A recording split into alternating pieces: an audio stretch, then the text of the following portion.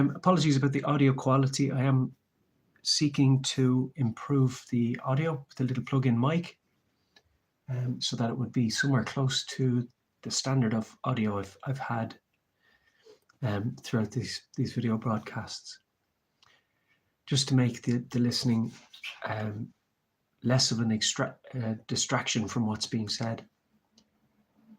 So I just want you to understand that the High Court is currently failing the Irish people. So make sure this is public and not private. Mute microphones. Doesn't give you that option. So they're failing the Irish public in that they didn't follow through the schedule of the High Court. In my case, where I was convicted to 7 months in prison, sentenced to 7 months in prison. And they said it was done taking into account Section 7 of the Criminal Justice Public Order Act 1994, Section 115 and Section 117 of the Criminal Justice Act 2006, which also would automatically take into account Section 113 and Section 114 because they facilitate the latter 115 and 117. Would be remiss to test 115 and 117 without testing 113 and 114 because 115 and 117 take their definitions and their ability, so to speak, to bring somebody before the court from 113 and 114. So even though that's unlawful and that's what's being tested. So they said that my convictions were quashed, that I was not doing anything above and beyond what an Irish person should be doing, but that in actuality they recognised that the judge operated beyond his capacities as a judge. They're kind of kicking this testing of Section 115 and 117 down the road, but that's a failing. It's a High Court failure because there is no more appropriate case than the one that's at hand. I mean, would somebody's cat being stolen out of a tree, would that be a more appropriate case? So in order to test the function and the mechanisms of those legislations, one requires a case to anchor it in. If you start looking at things in isolation, whilst this it wouldn't be useless, it wouldn't be properly doing what the High Court was summoned together to do, what it was charged to do. And that was to test Sections 115 and everything else that fell under the convictions, which also means 113 and 114. So they would be remiss in their function if they didn't test the constitutionality of Section 7, Section 113, Section 114, Section 115 and Section 117. Because the constitutionality of them are in question. If somebody's been convicted on foot of them, and this isn't glaringly obvious to the organs of state and the employees in office that this is happening, that they're actually freely going about breaking the law under legislations that are said to be extant, even though the High Court recognised that a man was treated unlawfully as a result of them. So there's a disconnect. It's like if the stem coming out of something is not of it, then it has to wither. It has to go away from it. Okay, do you understand what I'm saying? If, for example, the legislations of the state of Ireland don't reflect and aren't rooted in the branch that is the Constitution, they're not rooted in it, then they will wither and fall off, as would be the case in any system of growth and sustenance. The root of the plant, the stem of the plant, the vine itself or the plant sustains its stems and branches. And if those stems are disconnected from the root, they must fall away. And that's what's being tested. testing whether those legislations are stems that don't actually join to the Irish Constitution, but rather attempt to undermine its enactment, its function, and its power in operation when it comes to a person being brought before the court. So if anything says that a guard can operate in a civil aptitude as a prosecutor, it's unlawful. A guard has no jurisdiction in the civil court. If anything says that a guard must play judge, jury, and executioner on the side of the street, it's unlawful because it forgoes presumption of innocence and he's showing bias. It's different if he witnesses an offence, like one man assaulting another man by punching him in the face or something. And he says, I saw that man hit that man in the face. It would be remiss of me not to arrest that man. I don't know the full picture. I don't know what that man said to that man, judge, but I saw that man striking that man in the face.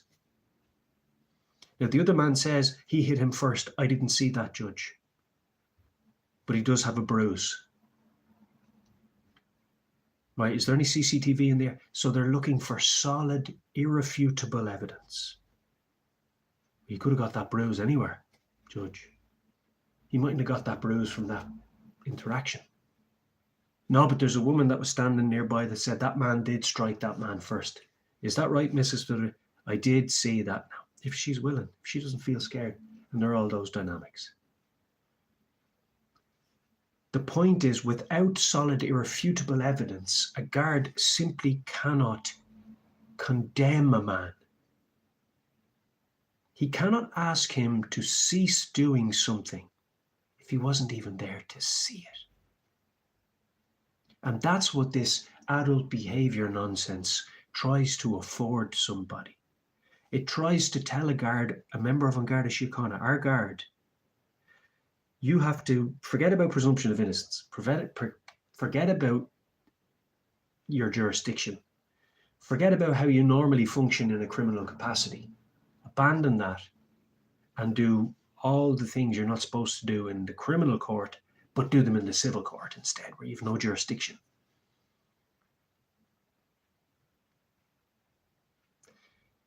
Does a guard remain unbiased if he wasn't there and takes a statement from a passerby who says, I saw da-da-da-da-da, I have a problem with that because? The guard then looking at that and saying, you know what? I'm gonna believe what you're saying here to the extent I'm going to hold judge, jury, and executioner here on the side of the street.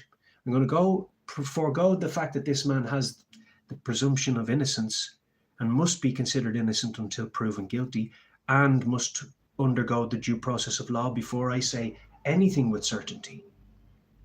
But despite all of that, I'm just going to scribble on this page by signing what you said in your complaint, and then I'll tell the man to cease doing what I didn't see him doing, but you said he did, even though what you said he did isn't unlawful and I can't arrest him for it.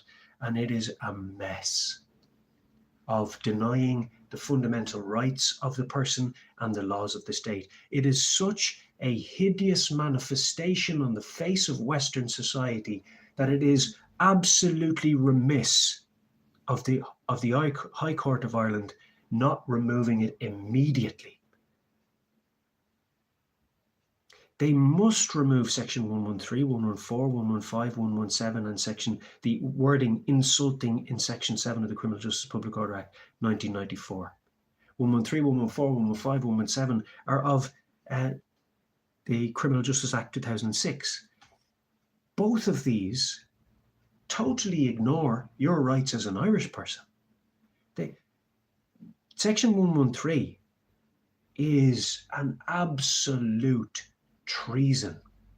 It is an attack at such a degree and level on Western society that it must be removed at once, or the judge of the High Court can be called into judicial review and to a higher court of appeal or the Supreme Court for judicial review herself. It absolutely must be dealt with according to the laws of this land, because the laws on this land are in place to protect those who would come to Jesus. And this type of treatment forgoes Western society and Western law at large. It forgoes presumption of innocence. It tells a guard he should do judge, jury, and executioner on the side of the street, favouring the complainant over the respondent, who the guard has no right or reason to arrest, but is now targeting conspiratorially with a woman or man on the side of the street. Not only that, but then they will conspire with others in the station in complete absence of having to even meet with them. They will conspire by bringing adult behaviour warning number 2. It could be a different guard who wasn't there for adult behaviour number 1, but now he's conspiring with everybody else involved without even having to meet them. That is an absolutely hideous system that must be removed at once in Jesus' mighty name. This is not a skin that Satan's going to shed and just pass by. I'm not going quiet on this. It is so glaringly and blatantly obvious that this needs to be removed in its entirety, that the High Court are running from this. They're trying to shed it. My own counsel have failed to tell me what happened in the courts on the 16th of June. It's now the 21st. My counsel has gone on leave. I didn't hear from him the court's conclusion until days later after. He didn't call me before, didn't call me the same day. Nothing. It's been delay, kick down the road, adjourn. And as they were adjourning, they were keeping me less and less in the loop till I was the last to know what happened, and it would be even days after what had happened in the court. This has been absolutely, unacceptably carried out. And if they thought for one moment that I was going to remain silent on this glaring unlawfulness and criminality being perpetrated by the High Court of Ireland, then they made a big mistake. Because the Bible says that we tear down strongholds by exposing them. And this is a serious stronghold over the Western world. It is a serious stronghold over this country, that a man who has been told he did nothing wrong after 2 years of being told he'd go to jail if he opened his mouth. They did nothing to vindicate my name. They did nothing to compensate me. And they have a €1,500 surety belonging to me that they've made no effort to give back 5 days later. It was the 16th of June when they made their first ruling. They have attempted in no way to refund me even the money that belongs to me, let alone any compensation. And my counsel is on leave. I've rang his office twice, and on both occasions they have failed to give me the result of the 16th. The initial case was held way back in May. And nothing, I didn't hear anything till much later. What's been in the newspaper on this matter of public interest? Nothing. What's been in the newspaper? This matter of public interest in the High Court. Shh, keep it quiet. Maybe we can shed this like a snake sheds its skin. This isn't going to be shed just like that. I'm not going away.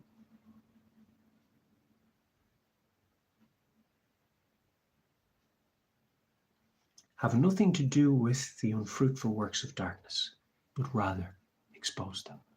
If you want to be saved today and avoid this evil, crooked, corrupt world with demonic entities trying to worsen it, look at the state of that, what's going on there in that High Court.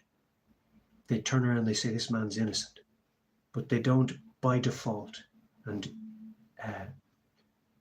address the constitutionality of the schedules, which the Circuit Court appeal was adjourned on the basis of. Now they're saying, oh, that's still not done. Still not done. But the Circuit Court appeal was based on it. The Circuit Court appeal adjournment was based on the fact that they were going to test the constitutionality of those sections. What an absolute hideous manifestation in our court system. They should know better. They can't say that they're ignorant on these matters. They're functioning in this capacity on a daily basis. This is a deliberate reluctancy to address the constitutionality of these legislations because they know that they're unconstitutional, and it's nothing but that because it has been shown by their conduct.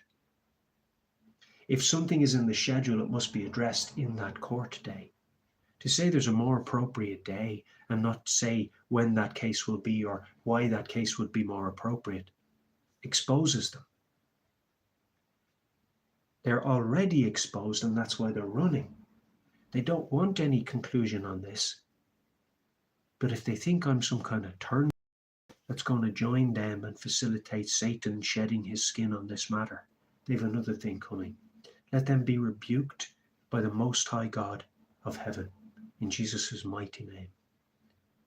This will come down, and those legislations will be removed, if it be the will of Yeshua HaMashiach. The righteous are as bold as a lion. It's the wicked who flee, though nobody pursueth.